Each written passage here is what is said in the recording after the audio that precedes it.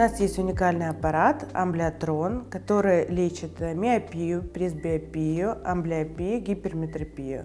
Также его назначают при косоглазии. Как работает этот аппарат? Ребенок садится на расстоянии 3 метров, подключается энцефалограф, и аппарат считывает информацию с коры головного мозга. В 99% случаев у детей повышается острота зрения на 2-3 строчки.